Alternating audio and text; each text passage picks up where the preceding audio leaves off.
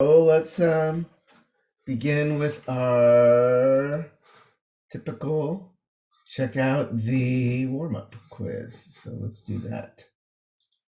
Let me share that.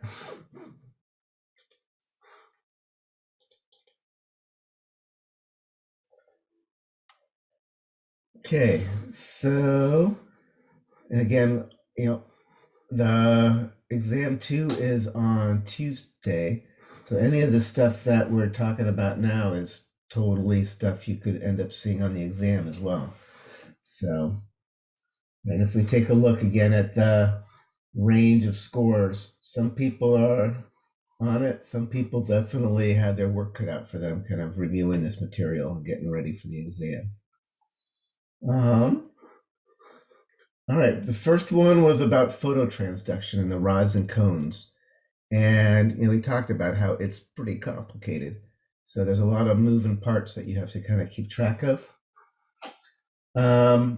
When a rod or cone is in the dark, what is its membrane voltage like? Is it above or below resting?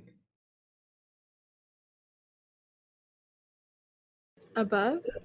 Yeah, so that's one of the non-intuitive things about this is when we're in the dark, we have a more positive voltage on the membrane. There's that dark current. So when the light hits, the membrane voltage actually goes down. So part of the transduction, the message is the voltage drops, which again, like I'm saying, is a little non-intuitive. It all starts because cisretinal becomes transretinal when it absorbs the light energy, which makes it detach from the opsin. Once it detaches from the opsin, it then activates the G protein, that transducin, which ultimately turns on phosphodiesterase, which is then going to break down cyclic GMP. And the cyclic GMP has been holding the sodium channels open all along. And since the sodium channels now close, that's what's going to cause the voltage of the membrane to go down because there's no more sodium current coming in.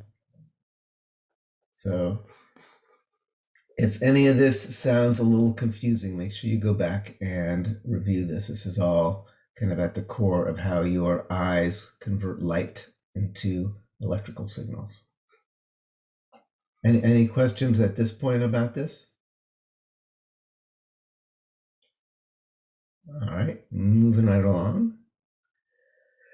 Semicircular canals, part of your vestibular senses or equilibrium senses. These are the ones that can detect head rotation. They've got the fluid and it has that inertia, and as you rotate your head, the little hair cells, or actually that cupula, that little gelatinous curtain, ends up getting pushed, which bends the hair cells in the ampulla, which causes an electrical signal, and your brain knows your head spinning.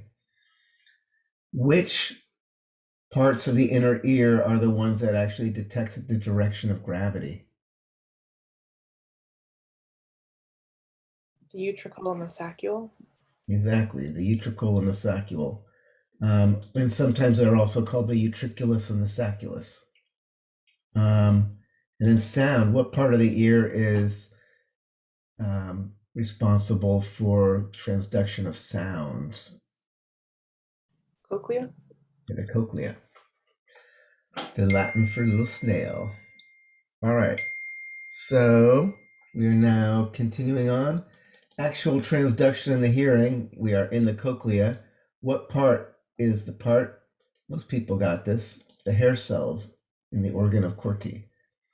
Right, those are the hair cells sitting on that basilar membrane, and those are what can actually, as they bend, create the electrical signal. The other parts are important, right? The sound comes in originally through the tympanic membrane, through the ossicles to the oval window, goes into the vestibular duct and out the tympanic duct, vibrating the basilar membrane. But it's not until the hair cells sitting on the basilar membrane are wiggling that we actually have an electrical signal. So Most people got this. How is air pressure in the middle ear equalized? It's that eustachian tube, also called an auditory tube or pharyngotympanic tube, the little connector between your middle ear and the back of your throat, so you can equalize the air pressure. So your eardrum has the same pressure on both sides. And then finally, these photoreceptors are responsible for high visual acuity. You know, that is going to be only the cones. Color, only the cones. Center of the retina, only the cones. Convert light into electrical signal, that's generic photoreceptor, that's rods and cones. And effective in dim light, that is going to be only the rods. Your cones do not function well in dim light. In fact, when you, I don't know if people are, stop this. If people have experienced stargazing, when you're like trying to look at, find different stars and constellations at night on a clear night, one of the tricks to see very faint stars is to not look straight at the stars. Actually look off to the side of where the star actually is. And then actually you often see it when you didn't see it when you were looking straight at it and trying to find it. And why would that make sense?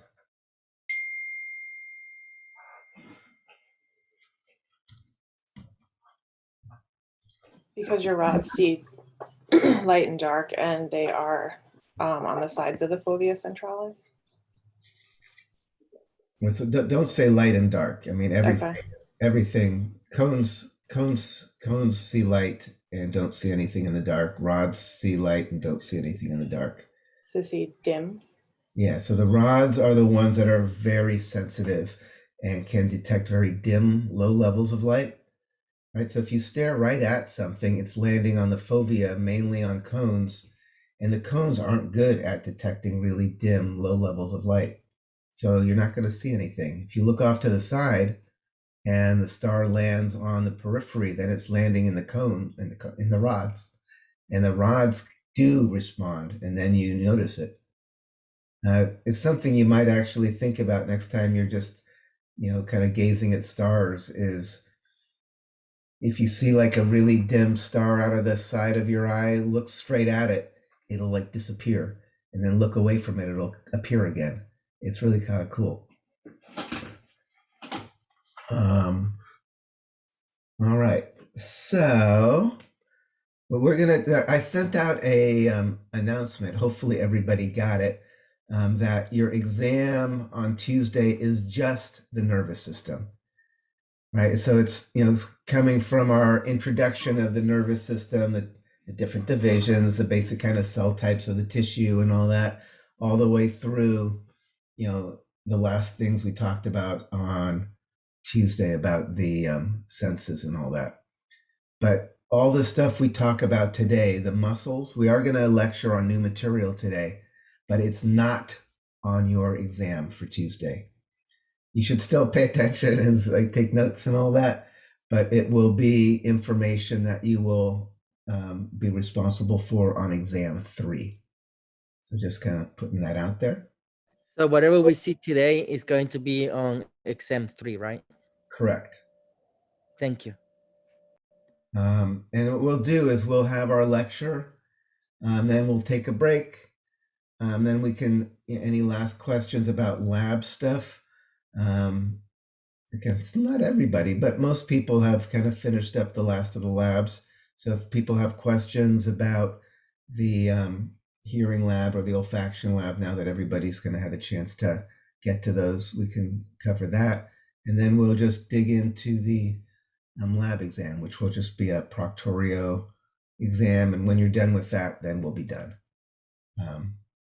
And we will be having a lab on Tuesday after our exam, but it's not something you will need to prepare for. We'll introduce it. You'll notice it's not even in your lab notebook, lab manual as a procedure.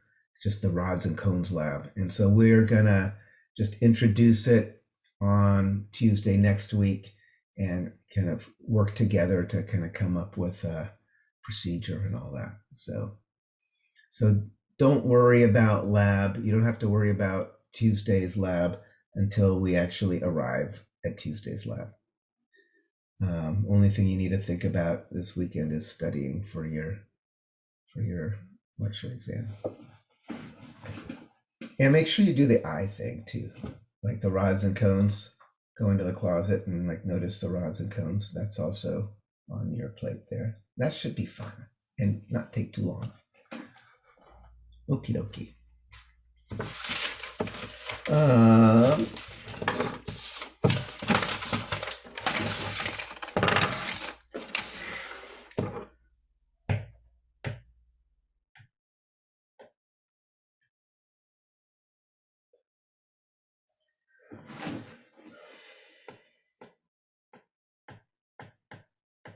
Muscles. Right, so we've been introduced to muscles, right? And you've seen muscles in other classes. You need to know muscles. And for our exam on Tuesday, you need to know skeletal muscles are being controlled by the somatic division of the motor system, and they have nicotinic cholinergic receptors binding acetylcholine. So that you actually already know, and that's going to actually fold into our discussion this morning. We'll kind of look deeper, like what happens when a somatic motor neuron puffs out its acetylcholine, which binds at the nicotinic cholinergic receptors. How does that ultimately result in a force?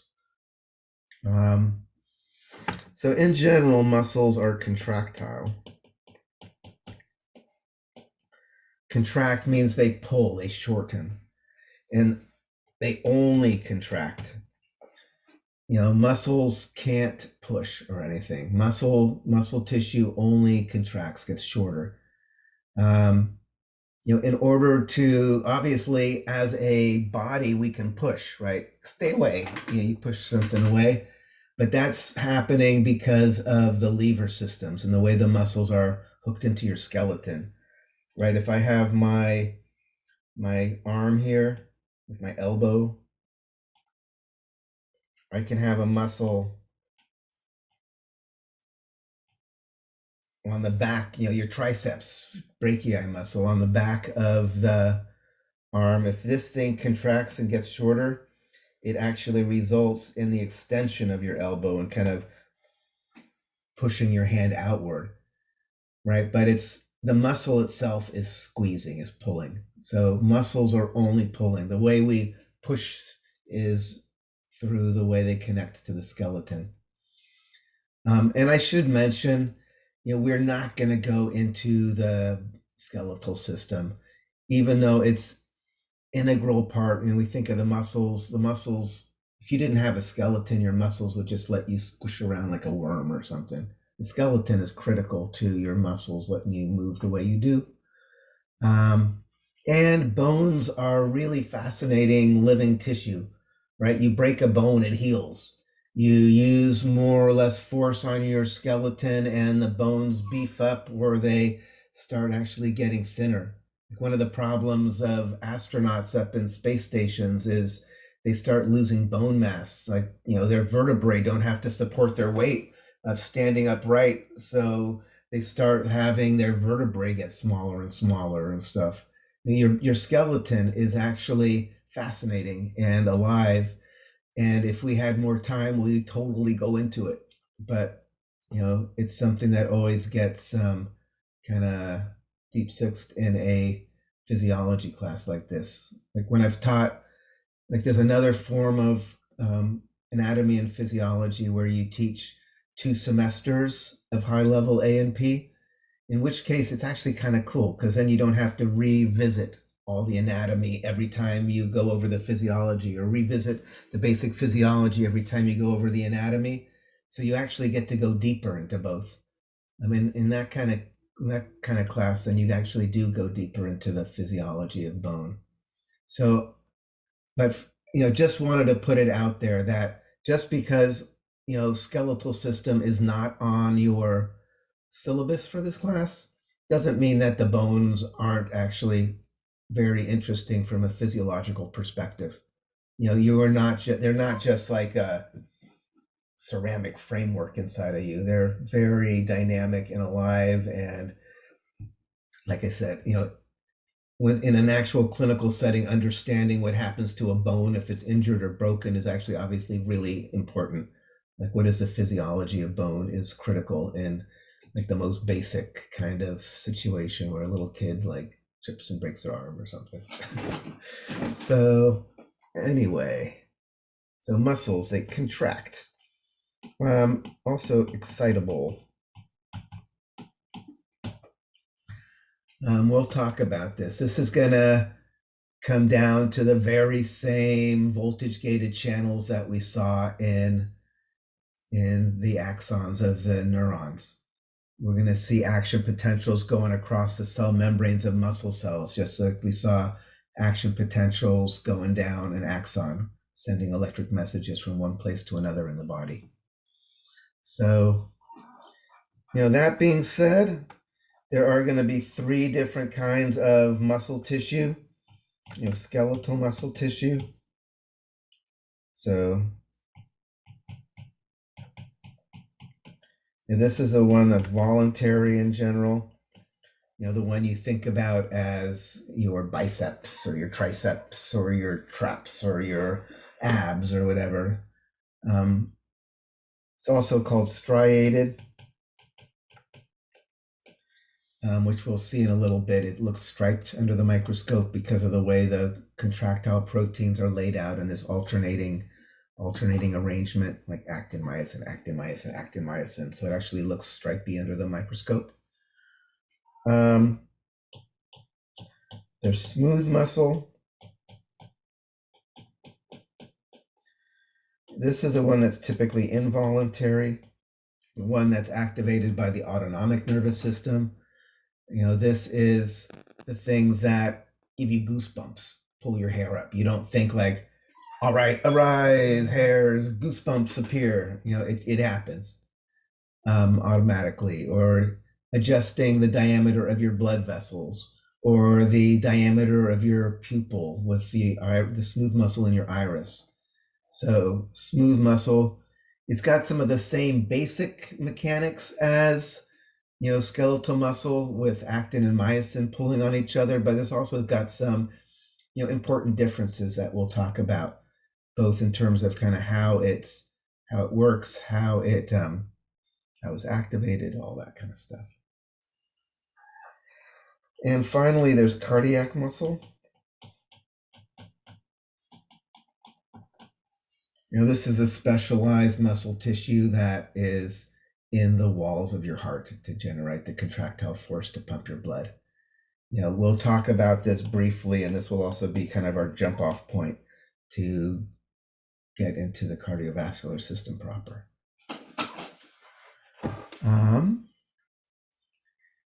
And I was, again, I'm assuming a lot of you have taken anatomy, although actually even now, if you've taken anatomy like last semester, you probably haven't even seen a cadaver or a real, like opened somebody up and seen what their muscles look like inside. If you ever wonder like what does actual muscle look like, it's just meat. When you go buy a steak at the grocery store, you are buying the skeletal muscle that used to move some cow or pig around the pasture. You can go on, you've probably seen those pictures of like cows or whatever with their names of all the different steaks written on their body. Bacon is just abdominal muscle off of a pig.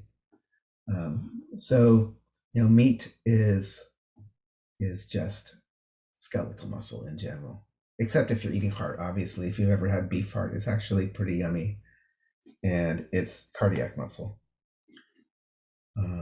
Or like stomach, tripe and stuff, that would be like smooth muscle. So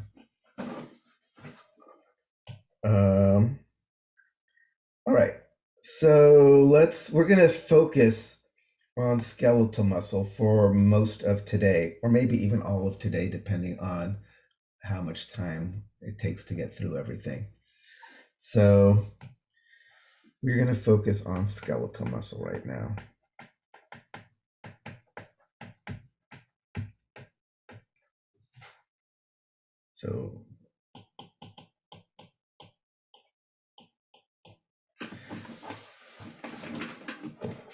So first thing is I'll just kind of briefly talk about how the skeletal muscle kind of interacts with the skeleton, because it's important, right? So if you like think about your elbow, you know, and then you've got like your radius and your ulna going down to your hand. What the heck is that? Yeah, that's some carpals, some metacarpals, some phalanges. Here's your shoulder. All right, so it's supposed to be your arm. So a few things I should talk about. You know, again, muscles tend to be connected to bones. Sometimes muscles actually pull on other muscles, like, you know, the muscles that make you smile are actually pulling up on the edges of your mouth that's in the tissue on the muscles that make your kissy face, right? So sometimes muscles actually pull on other muscles. They don't necessarily pull on bones, but let's just focus on that right now. You know, so here I have a muscle, this would be like brachialis, for instance, that would help flex your elbow. Usually there is more than one muscle to do any particular motion. You know, in addition to brachialis, and don't worry about if you don't remember these names, I'm not going to, there's no muscle names on your exam. It's more these basic concepts about, you know, we have more, more than one muscle for a particular action. Like for flexing your elbow, you have brachialis. You also have another one called brachioradialis that crosses the elbow. You have biceps brachii coming down, which also goes across the elbow. So we have like 3 muscles here that all cross the front of the elbow that can help flex your elbow. So I would say, like, you know, usually, you know, more than one muscle for a particular action, right?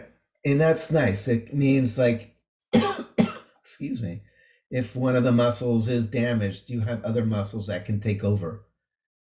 There was one point where my dad's like moving a refrigerator and rips one of the heads off his bicep, and you could just see the little muscle head curl up under the skin.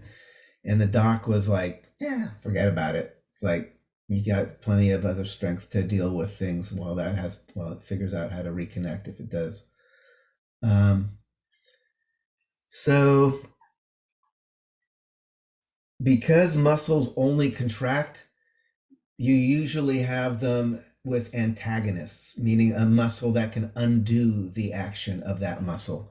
So we have all here, I have my brachialis, my brachioradialis, my biceps brachii. They're all flexing the elbow, bringing my arm up here. At the same time, I'm going to have an antagonist muscle. I have the triceps brachii on the back. You know, so there is, you know, usually, you know, in antagonistic pairs. And not necessarily pairs, but you know what I mean is that usually by antagonistic meaning that they do opposite things. You know, antagonists, they kind of clash, they fight each other. So usually if there's a muscle that does some action, there are some other one or more muscles that do the opposite to undo what it did. You know, otherwise, since they only contract, you have to have another one that pulls on the other side, or else you can't undo the action. Other thing, maybe that's 3. That's 2. So I have 3. The other thing is very often one muscle does more than one thing. Like if you think about biceps brachii, it's probably the first muscle I ever knew as a little 3-year-old, because there's Popeye with his big bulge on his arm there.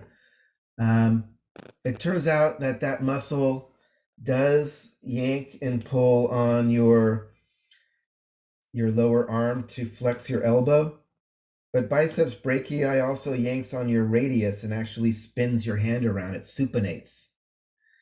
Biceps brachii also crosses the shoulder joint and actually is responsible for flexing your shoulder. It pulls your upper arm up a bit. So one muscle can actually be contributing to more than one action.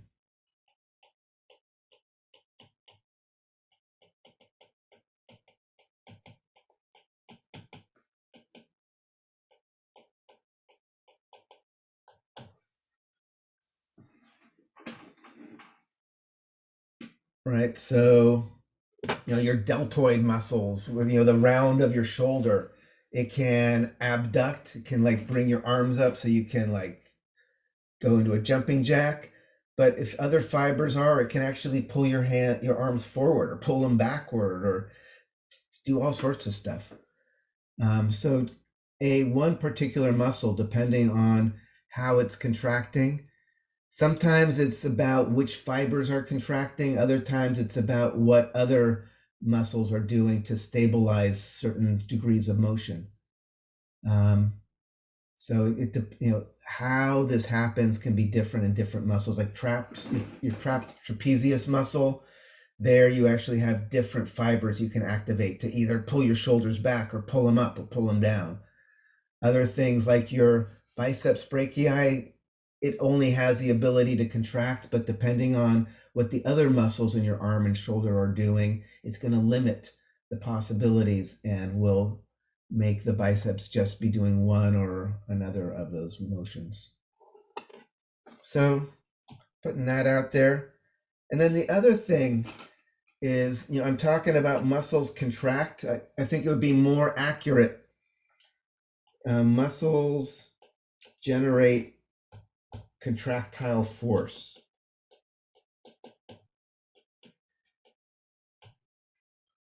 So they pull.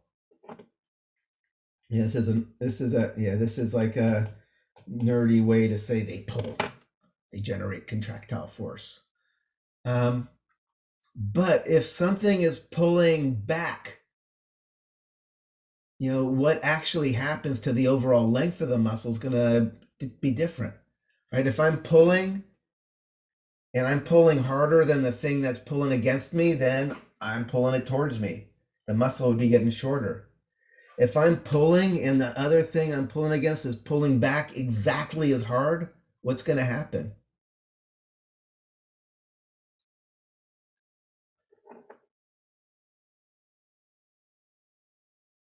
Nothing. It won't move. Not going to move. It's not going to change length. So when we talk about types of contraction,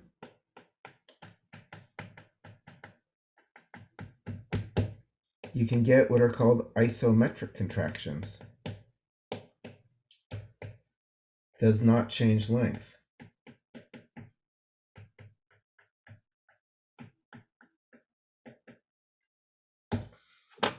Right? Like I actually brought here's like I'll write this.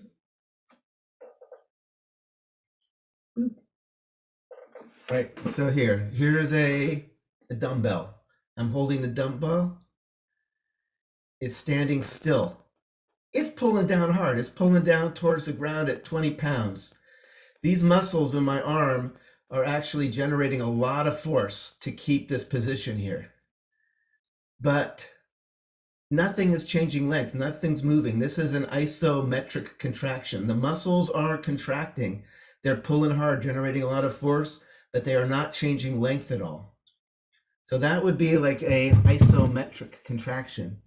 If the muscle does change length, then we call it an isotonic contraction.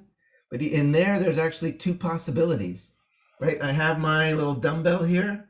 If the muscle here is generating more force than like the 20 pounds of the dumbbell goes up, right? The muscle gets shorter, my arm flexes. What's happening if I'm doing this? I'm slowly lowering the weight. Your muscle's getting longer. Yeah, I'm still contracting, right? If I wasn't generating contractile force, the thing would just boom, would just fall. So if I'm slowly lowering a weight like that, I'm still generating force, but the muscle's actually getting longer. So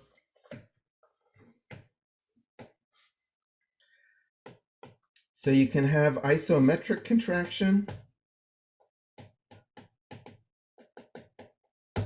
This is like no change in length. Or you can have isotonic contractions. This is where you do change length.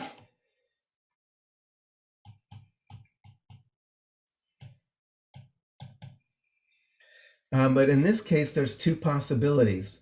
The one that's kind of more familiar probably is this idea of what we call concentric contraction.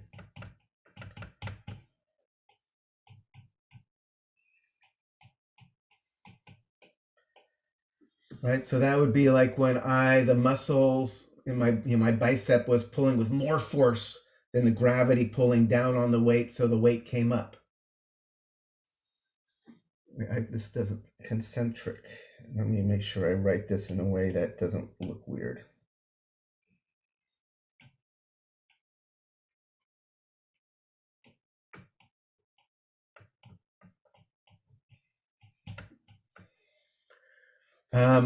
The other one is called eccentric.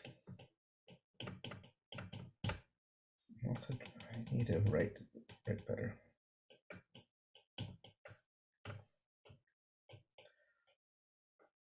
So muscle is contracting.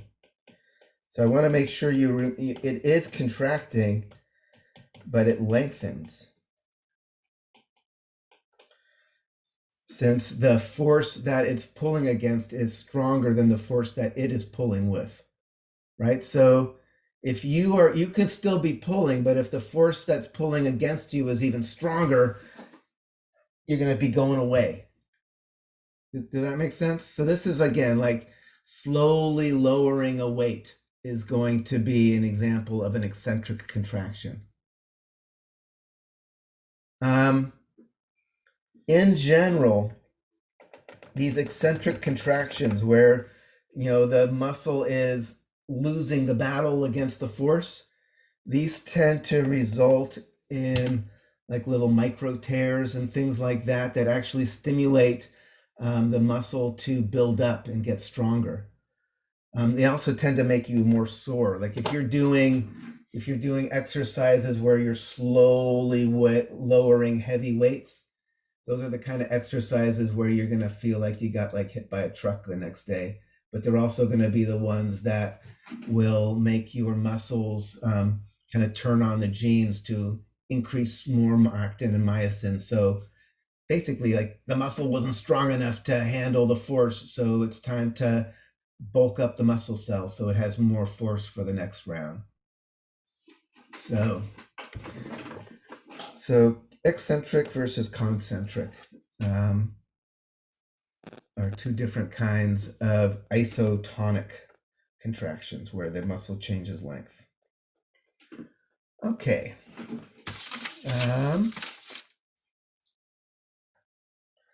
So what we're going to do now is talk a bit about more on a molecular level.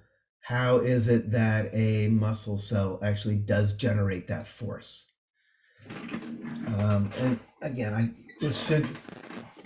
a lot of this should be basically familiar, the idea of actin and myosin. And we'll go more into detail about how they work together and also the whole excitation contraction coupling. How is it that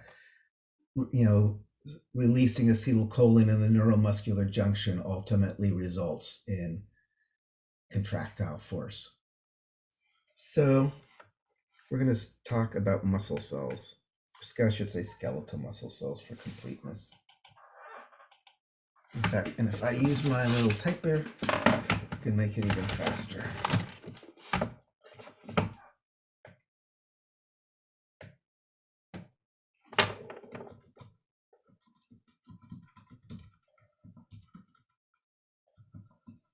They often are called fibers because they're long and thin. Like your longest muscle cells in your body are the ones in your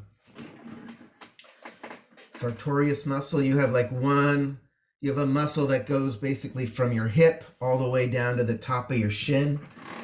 And they are individual cells that are 2 feet long. So a skeletal muscle cell embryologically starts out as many cells that all fuse into these big monster cells. So skeletal muscle cells, they're many nuclei.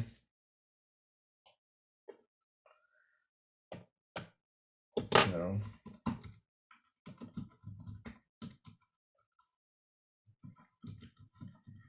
can be I don't know. They can be I don't know, I should say over a foot long. So they are very atypical cells.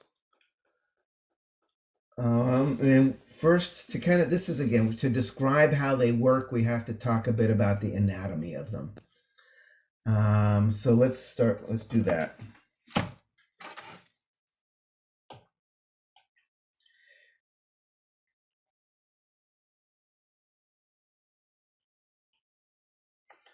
Right, and I'm going to draw this thing.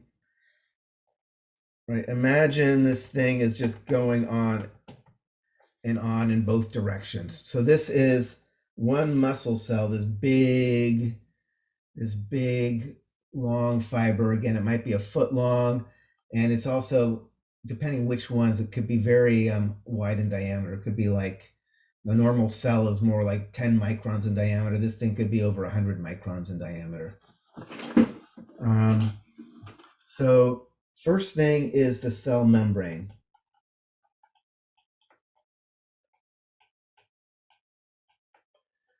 We call it the sarcolemma. Sarco is the prefix, means flesh. A lot of the things that deal with muscles either have the prefix sarco or the prefix myo. Myo is also from muscles. So whenever you see myo something or sarco something, you're pretty sure you're talking about a muscle something. Sarcolemma. The main thing to know about the sarcolemma is that it has the same voltage-gated sodium and potassium channels like an axon. So maybe I should type that in as well.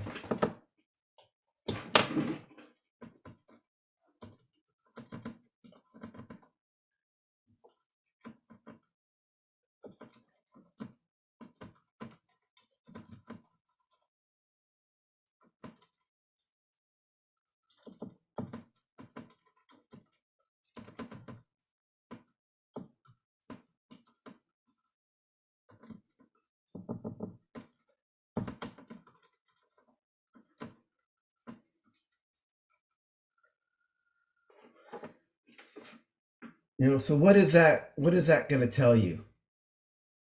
What property does that bestow upon a membrane if it's filled with those voltage-gated sodium and potassium channels?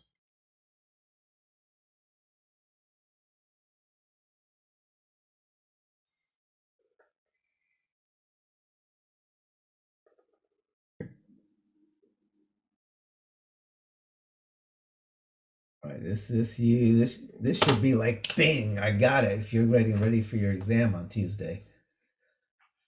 What happens? What do those voltage-gated sodium and potassium channels do? Propagates an electrical signal. Yeah, exactly. That's how we had the action potential form, right? It was once we hit threshold and started that chain reaction, the sodium channels opened up and then the voltage went up, and that was that upward rise of the action potential. And then after a millisecond, the potassium channels opened up, brought it back down. So this is the recipe to generate an action potential. A big chain reaction electrical signal that spreads and goes on and on. Right? So that's going to be an important part of the excitability of the muscle. Right? We talked about the muscle is contractile and it's excitable. Basically, you can already kind of start putting it together. Remember at the neuromuscular junction, we talked about the motor neuron releasing acetylcholine and the acetylcholine binding nicotinic receptors. What happens when you open up a nicotinic receptor? Nicotinic cholinergic receptor. When you activate it, I should say.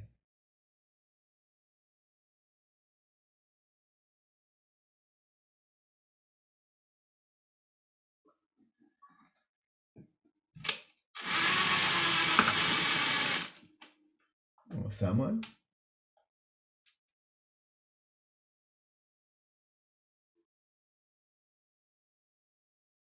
Listen, we went into a lot of detail on this just last time when we were reviewing the stuff for the on the warm up, and I was like, make sure you know this stuff.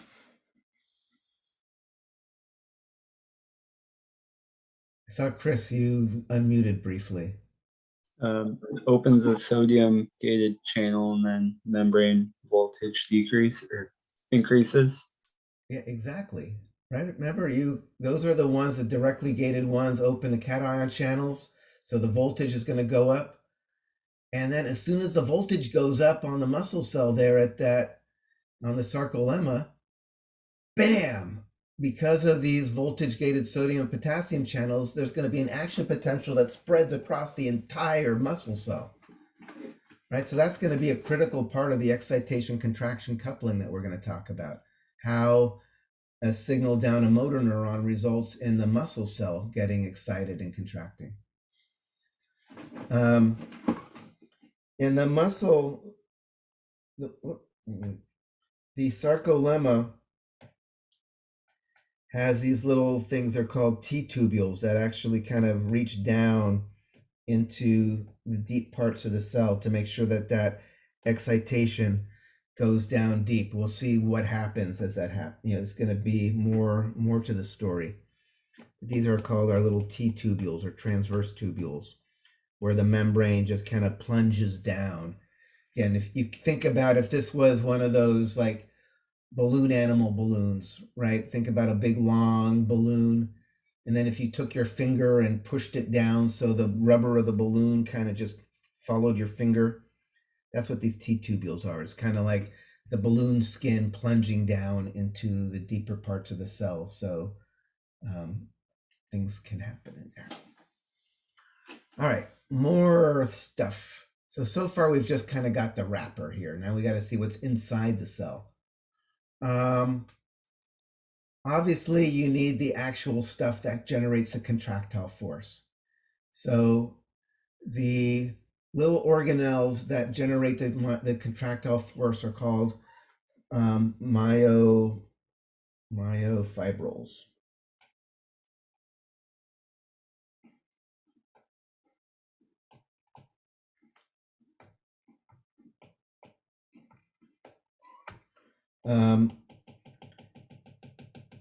These are the things that look stripy because we're gonna look at the myofibrils in way more detail. These are the things that have the actin and myosin and a variety of other important proteins that you'll eventually be familiar with. So these are called, let me maybe use my,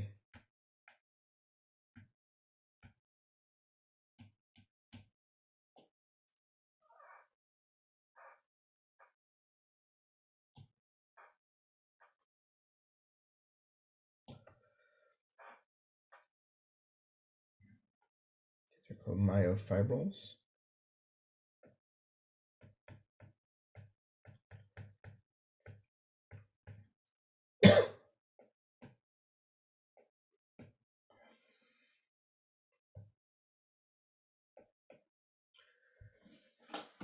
again, the main protein are the actin and the myosin, which we'll talk about in more detail, but there's also going to be tropomyosin and troponin and titin and other important proteins we'll mention as well.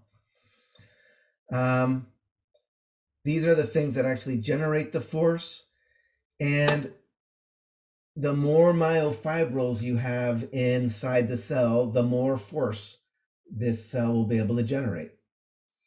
One of the things about like bulking out your muscles, like if you're working out and your muscles are starting to get bigger, you're not getting more muscle cells. Instead, part of the process of the muscles getting stronger is the individual cells increase the number of myofibrils within each cell.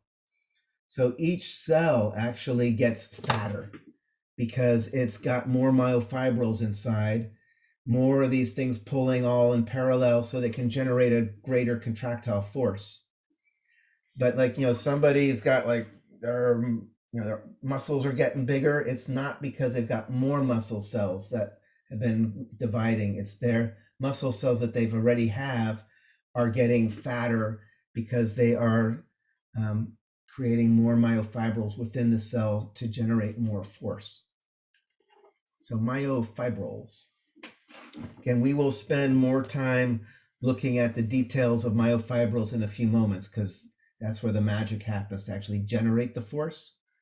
But first, we're going to talk a little more about the anatomy of a muscle cell. The other really important part to remember or to know about is the Sarcoplasmic Reticulum, which is basically a specialized version of endoplasmic reticulum.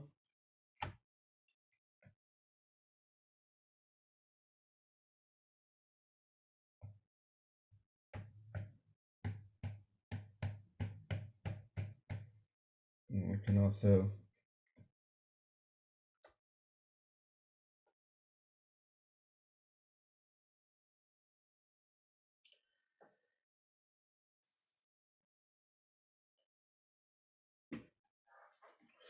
and it's also over here too.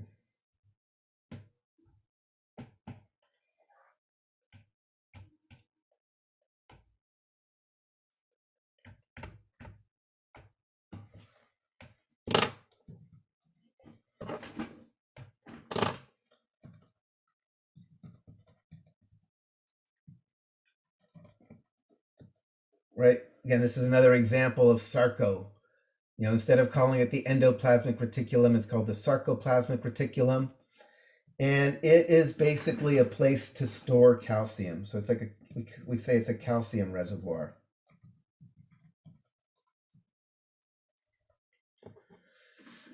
So when the muscle is just kind of at rest, there are little ATP powered active pumps that are going at it.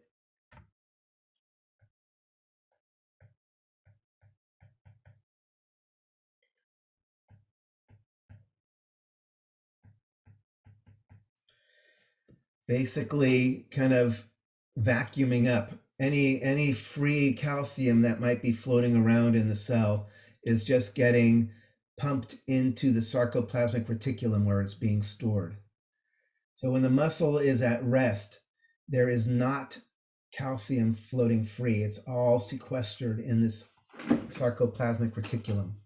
Again, this is active transport. So, right, we have to burn ATP to make this happen.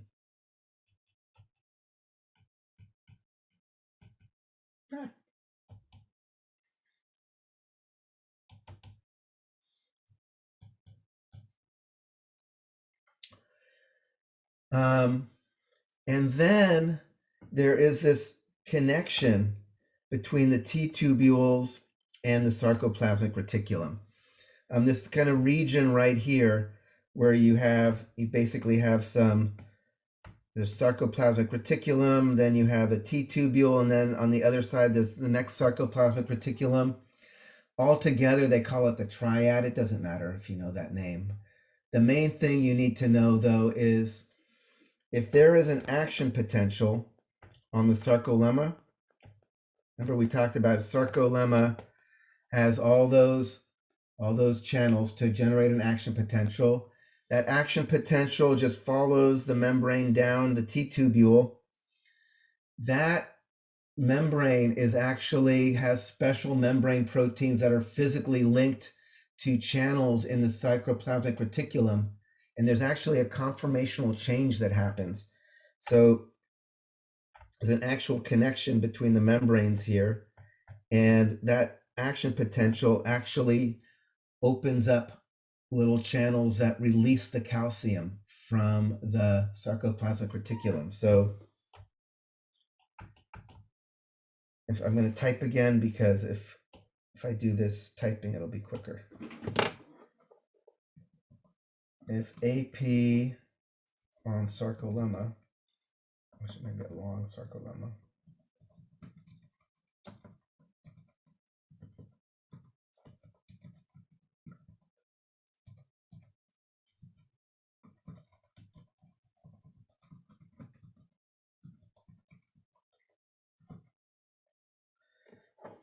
causes calcium to be released from the Sarcoplasmic Reticulum.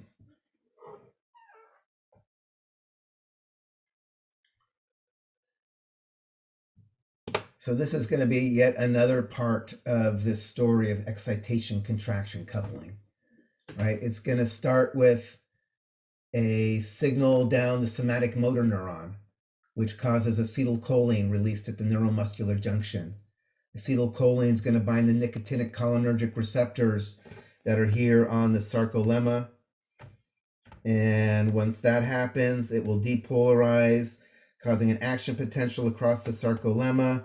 That action potential is then going to cause calcium to be released into the muscle cell, which is we're going to follow that a little later. That calcium being released in the muscle cell is ultimately going to be what allows the contraction to happen.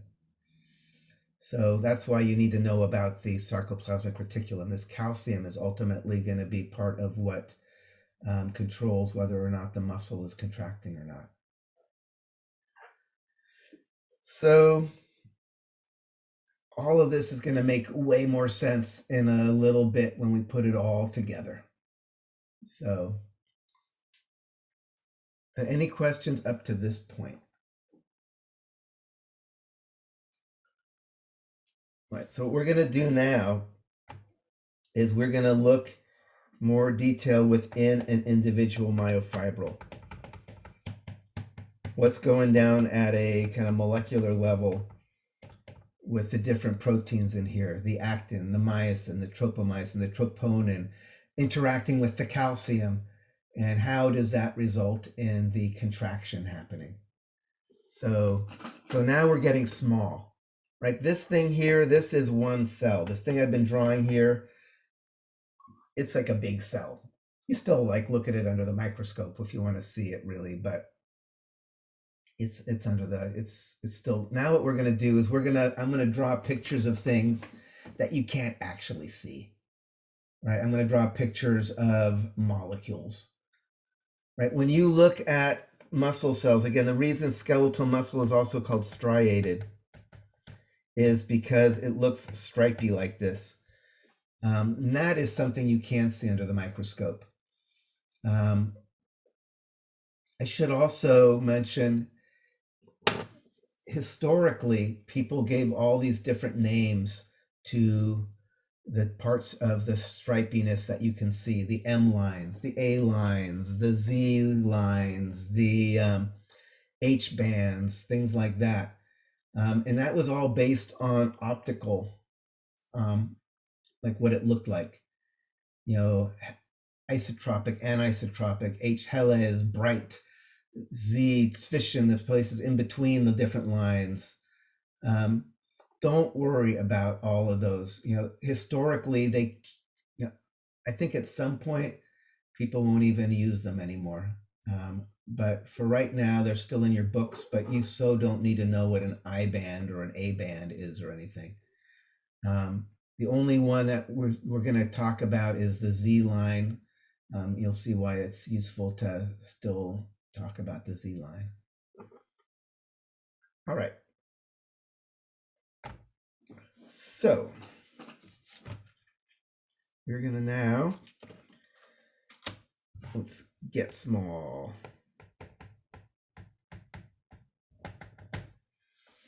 So we need to introduce the basic proteins that make up the myofibrils. So there's actin. So let's stay color coded here. Maybe I'll use red.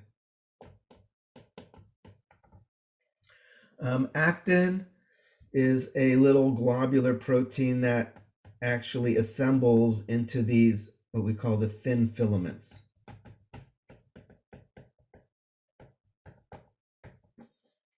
So when I draw actin, I will usually draw it just as a line, but it actually is important to realize it's made up of these subunits that kind of spiral around each other, and then there's kind of like a groove in here. That groove in that thin filament is actually where the myosin is going to attach. So actin, groove to bind myosin head.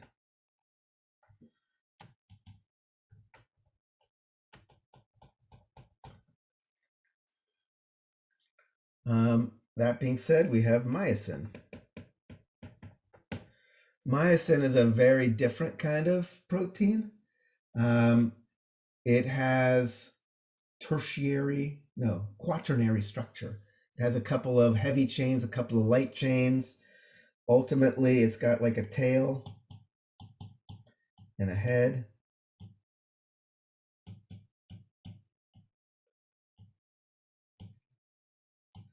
This would be like one myosin. And myosin is, in fact, here, it's useful.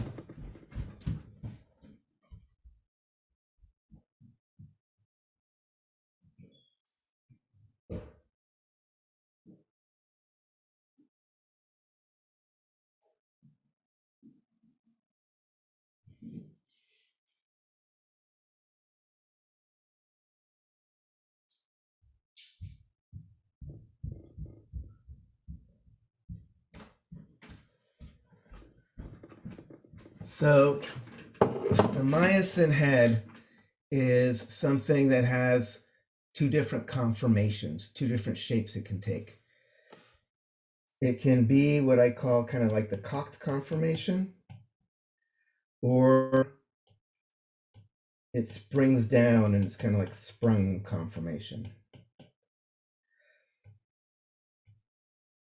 So I have here, and I think it's useful. This is actually just an antique revolver, like just like 150 years old. It's not something you'd actually use for anything anymore.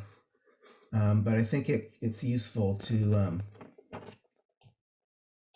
right, a revolver. It's an old school thing. You pull the hammer back and it sticks. And it just stays there. It's got what we call potential energy, mechanical potential energy. And then it's got a trigger, and you pull the trigger, and then you can release that energy and it springs. That's what myosin's like. Myosin, you can cock it. You pull it back, it stays kind of trapped in that cock position, and with the appropriate trigger, it'll snap and pull. Where do you think the energy comes from to cock the myosin head?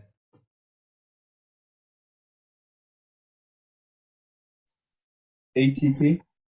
Totally. It's going to be from ATP. You're going to use ATP, and you pull back and you cock the myosin head, and now it's ready to go.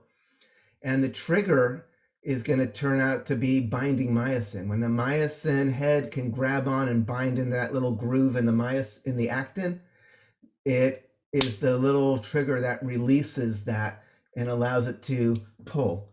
That's going to cause the actual contraction as the myosin head grabs onto the actin and then snaps. That's going to cause the tension in the muscle. So, and we're going to go back. We have the I was doing actin in red. We have actin, the thin filament, which I'm just going to draw as a line. But then the myosin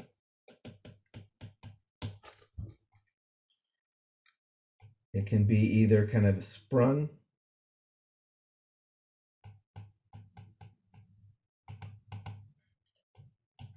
or we can get it into this kind of cocked position. And we need to use ATP for this. So now this thing has potential energy stored, and then trigger is binding actin to kind of snap it, or to spring it, maybe I should say. Right, so if this little dude goes and it binds onto the actin, it will then spring, and since it's grabbing on there, it will actually pull against that thin filament. And that's going to be where that force is being generated as that little myosin head pulls, springs and pulls against the actin. So does that make sense? That's kind of at the core of how muscle force is being generated. It's this conformational change of the myosin, which is storing this potential energy, and then you can get released under the appropriate conditions. Okay, so now we're gonna have to add a couple of more things into this picture, right? If binding the actin is what springs this thing, that means we don't want it to bind if we don't want the muscle to pull. So we need to have something else that blocks the myosin head from grabbing onto that little groove in the actin if we don't want the muscle to contract. So there's going to be another protein inside the myofibril called tropomyosin.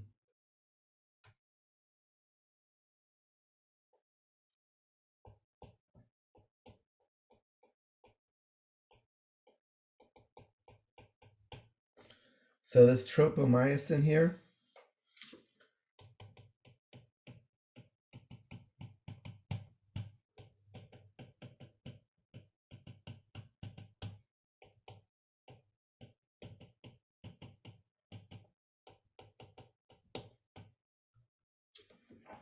right, so if my muscle is not currently contracting or pulling, then I have this tropomyosin in the way there that prevents the myosin head from grabbing on and getting triggered.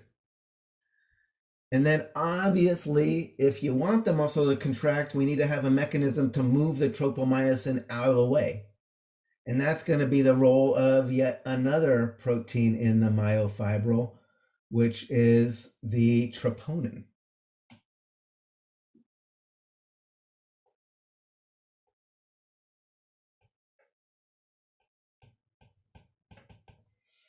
So this little dude, I'm drawing here is this little black deal. This is troponin.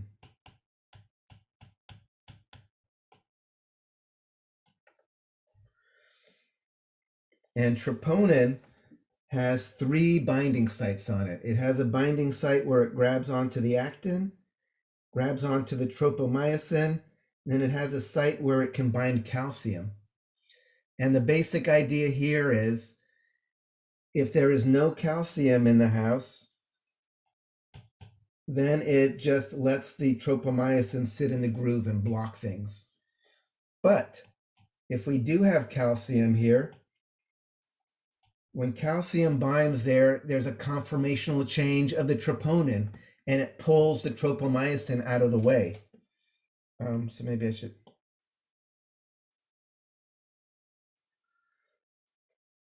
I can just type that out.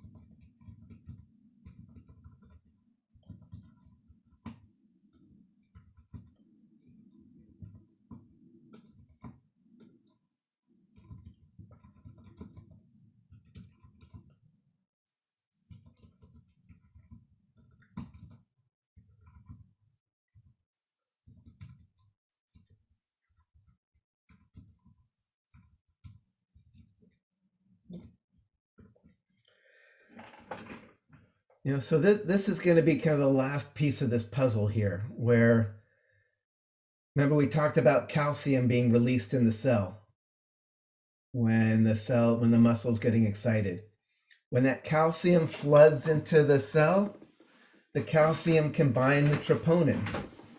That causes the troponin to have a shape change, which pulls the tropomyosin out of the groove there, which then allows the myosin to grab onto the actin, which is the trigger for the springing, which creates what we call the power stroke, that yanking, the generating the force.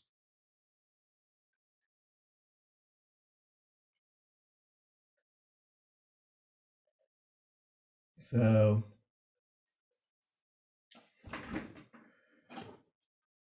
so what I'm going to do now is kind of put this together in a kind of bigger picture.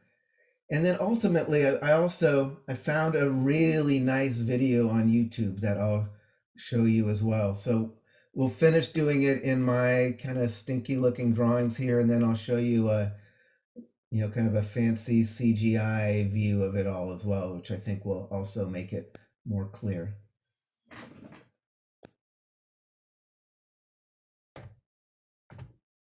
So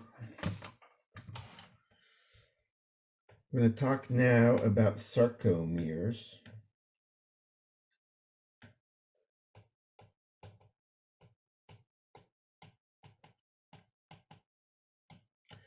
So again, a mer is just like a subunit, like a polymer. Polymer is made out of lots of little subunits of things. Sarcomere, this is kind of like the structural and functional unit of skeletal muscle. And the basic idea, I'm going to try to do my color coding. Blue is going to be actin. Red is going to be myosin.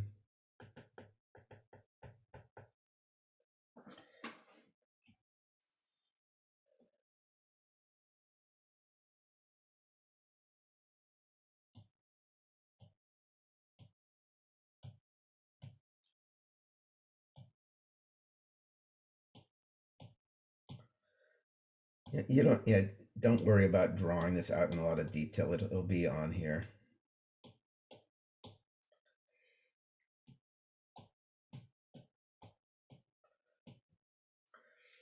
So the myosin, this is actin. The actin is just in this repeating structure again and again and again. And it makes all these little cages, these little boxes. And then situated inside each of them is the myosin. And the myosin is bundled up tail to tail, like a few hundred myosins all together. So their heads are all kind of coming out. This is ultimately what we call the thick filament, is all the little myosins all bundled kind of tail to tail.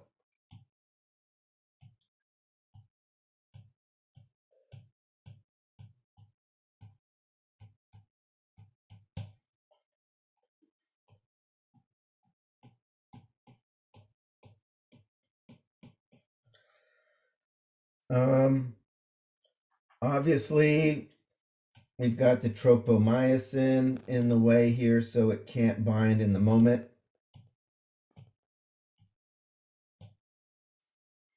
We have the troponin there because it's binding calcium. We talked about that. So this overall structure that I just drew here, that kind of just repeats again and again, that is what a sarcomere is, right? And it's that same little structure of a myosin thick filament in that little cage of actin, and it goes up and down and side to side and in and out of the page, 3 dimensions. In fact, each of these cages is actually more of a hexagon. Like if I did a cross section to see what this thing looked like, it would actually be like 1, 2, 3, 4, 5, 6 thin filaments with a myosin heads kind of reaching out and grabbing all around. So when a muscle contracts, what's basically happening is the myosin heads are going to be allowed to grab onto the actin and pull. Oop, that's...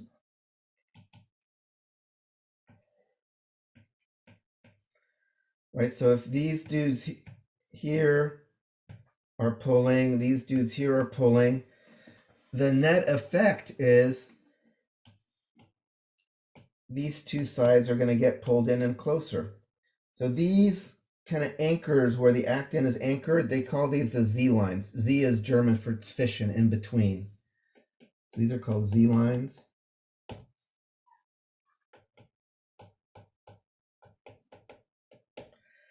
And the basic idea here is when you have muscles contract, it's not like a rubber band getting shorter, right? When a rubber band gets shorter, the actual rubber band gets shorter. When a muscle, overall muscle gets shorter, none of these filaments are actually changing length at all, right? As these Z lines get pulled in, basically the myosin is getting deeper in the pocket, but there's no actual shortening of any particular filament. The thin filaments and the thick filaments stay exactly as long as they were. The idea, like if my thumbs were the Z lines and my fingers were the myosin inside the actin, I can get my thumbs closer or my thumbs farther away, but my fingers don't change length at all. They're stiff as a board.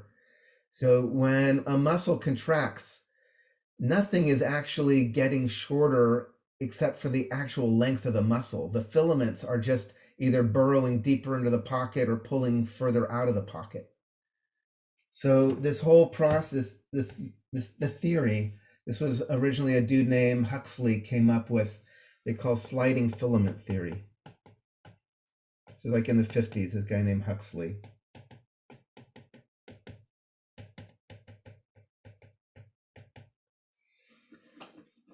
And the basic idea is, you've got the actin of the sarcomere kind of making the little pocket, the little cage. You've got the myosin sitting in there with the heads. And when the muscle's at rest, it can't actually bind because of the tropomyosin.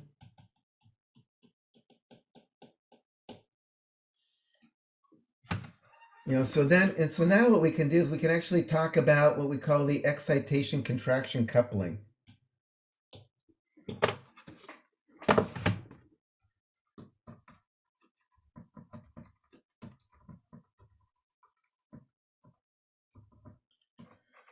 Right?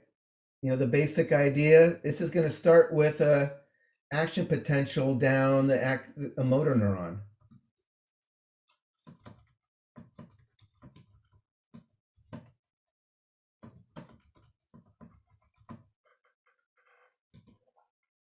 What happens when that action potential reaches the end of the somatic motor neuron?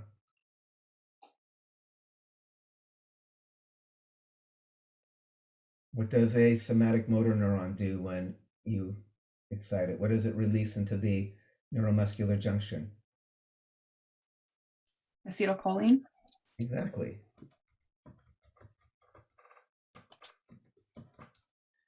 Releases acetylcholine, which then is going to bind to the nicotinic cholinergic receptors on the sarcolemma.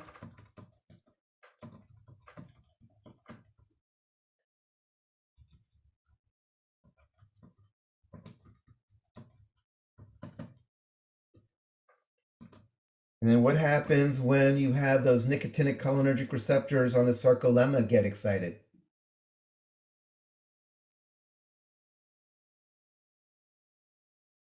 Do they cause depolarization and calcium comes in? Yeah, so this is gonna depolarize the sarcolemma.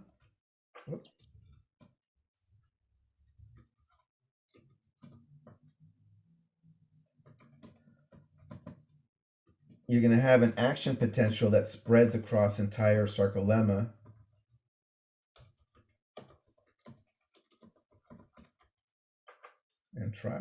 entire. This is going to cause release of calcium from the sarcoplasmic reticulum.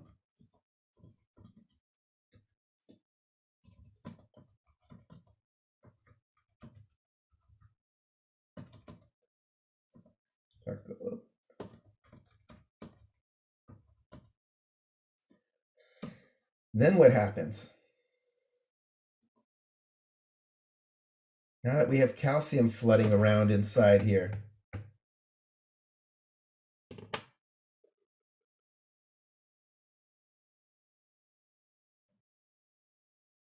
Then the calcium will bind to the troponin. exactly.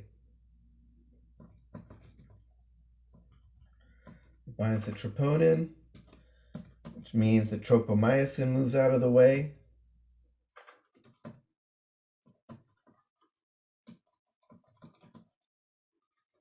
Once the tropomyosin moves out of the way, the myosin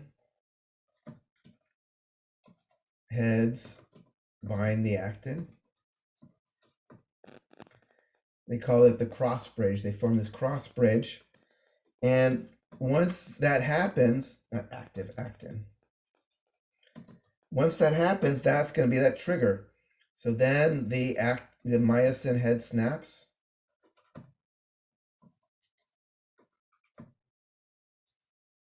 I'm going to say snaps. It makes it sound better. You know, and that's going to cause what we call the power stroke.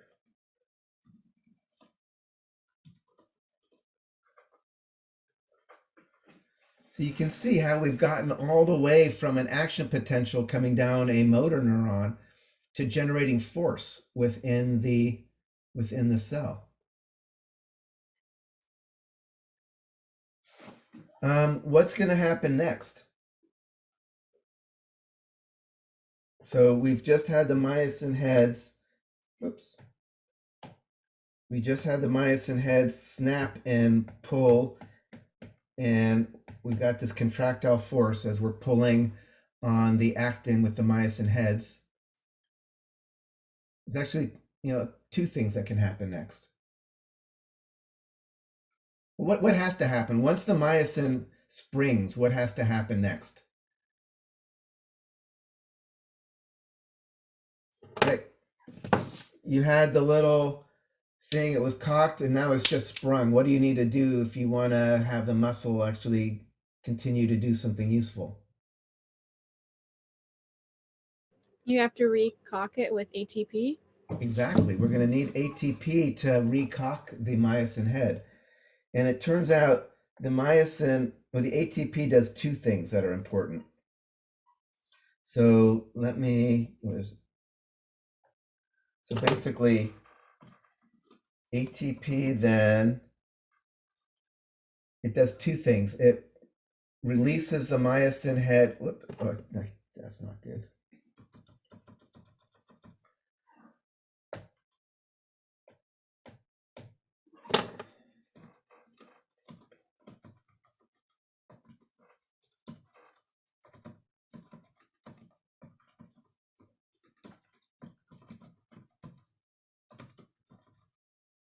Recocks it. There. So this is kind of what has to happen after all that stuff I just talked about. So from here, we're going to here. Right, and at that point, we have two options. One is, if there's still calcium around, it's just going to grab again and pull again and keep the contraction going. If the excitation is done, then those little ATP powered pumps will have vacuumed up the calcium. There's no more calcium. Then the muscle will just be at rest and the myosin will just sit and wait for its opportunity to contract again. Does that make sense?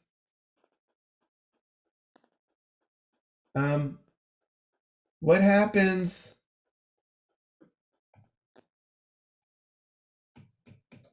Oh my God, the person died, and now once you die, you stop making ATP after a little while. There's some residual metabolic processes in your cells, but after maybe like a half a day or something, you're starting to, there's no more ATP left. What's going to happen if there's no ATP in the system?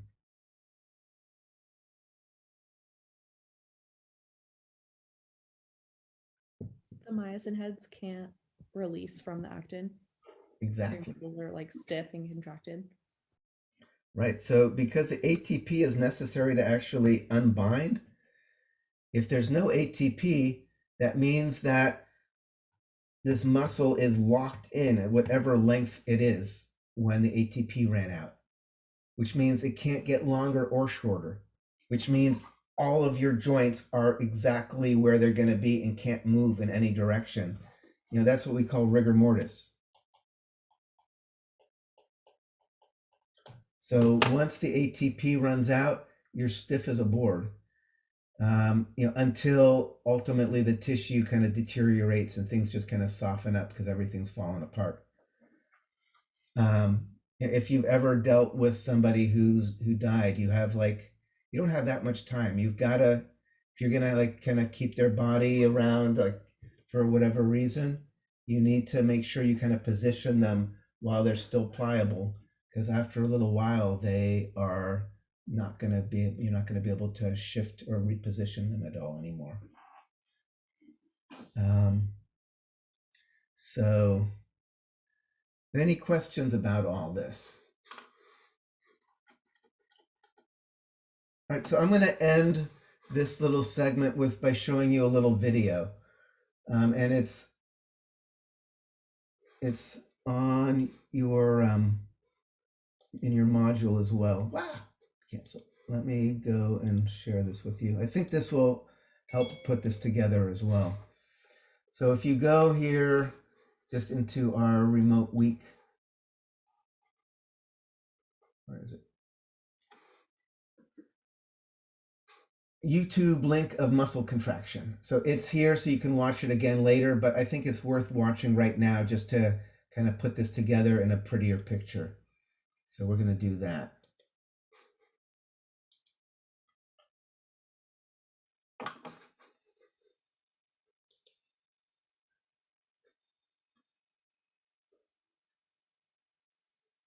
You use muscles every day to do activities.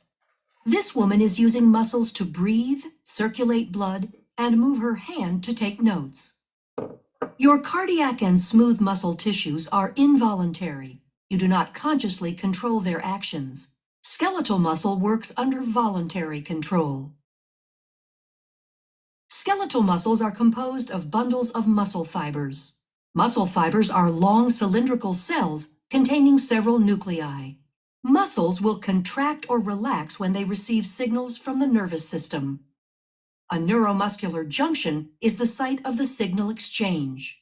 This is where the synaptic bulb of an axon terminal and muscle fiber connect. Muscle fibers are composed of many myofibrils. A myofibril contains contractile units called sarcomeres. Sarcomeres run adjacent to one another down the length of the myofibril. Each sarcomere consists of alternating thick and thin protein filaments, giving skeletal muscle its striated appearance. The muscle contracts when these filaments slide past each other. The thick filaments are myosin, which are anchored at the center of the sarcomere, called the M line. The thin filaments are composed of the protein actin, which are anchored to the Z lines on the outer edges of the sarcomere. Because the actin filaments are anchored to the Z lines, the sarcomere shortens from both sides when actin filaments slide along the myosin filaments. Although the action between the filaments is described as sliding, the myosin filament actually pulls the actin along its length.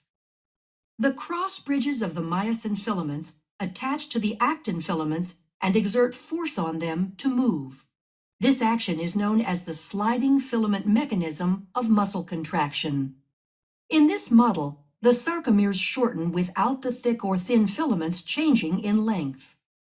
A contraction begins when a bound ATP is hydrolyzed to ADP and inorganic phosphate. This causes the myosin head to extend and can attach to a binding site on actin, forming a cross bridge. An action called the power stroke is triggered, allowing myosin to pull the actin filament toward the M line, thereby shortening the sarcomere. ADP and inorganic phosphate are released during the power stroke. The myosin remains attached to actin until a new molecule of ATP binds, freeing the myosin to either go through another cycle of binding and more contraction or remain unattached to allow the muscle to relax. Muscle contractions are controlled by the actions of calcium. The thin actin filaments are associated with regulatory proteins called troponin and tropomyosin. When a muscle is relaxed, tropomyosin blocks the cross-bridge binding sites on actin. When calcium ion levels are high enough and ATP is present, calcium ions bind to the troponin, which displaces tropomyosin, exposing the myosin binding sites on actin. This allows myosin to attach to a binding site on actin, forming a cross bridge. Calcium ions are stored in the sarcoplasmic reticulum and are released in response to signals from the nervous system to contract. Neurotransmitter molecules are released from a neuron and bind to receptors, which depolarizes the membrane of the muscle fiber. The electrical impulse travels down the T-Tubules and opens calcium stores. Calcium ions flow to the myofibrils, where they trigger a muscle contraction. As the actin and myosin slide along each other, the entire sarcomere shortens as the Z lines draw closer to the M line. As the sarcomeres in myofibrils contract, the entire muscle fiber will shorten. When muscle fibers contract in unison, a muscle can produce enough force to move the body, allowing you to take notes. All right, so there she's like tying it all together. So it's not just theoretical, it's actually happening in you right now. So you can take notes. So I think that's kind of nice. Are there any questions about that?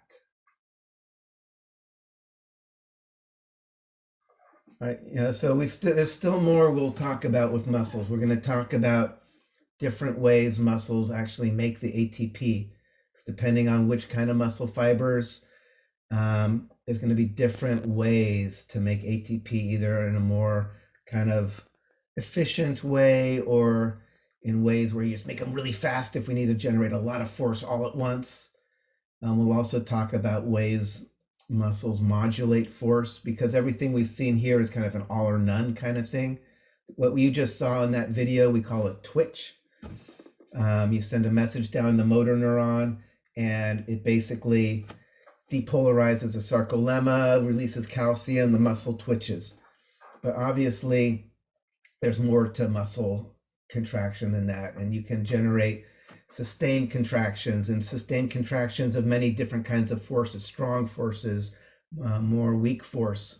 So when we continue talking about this, we'll look at that. We'll also talk about how different kinds of muscle fibers are optimized for different kinds of work. Like, the muscles that sustain your posture don't need to be very fast or strong, but they need to be very good at endurance, just to kind of keep holding. The muscles that you're using to punch things out or sprint away from a tiger are going to be very different, because they need to generate fast explosive forces, but don't need to sustain that. So, we'll talk about the red slow twitch or the white fast twitch fibers and things like that. But for right now, what we're going to do is take a break.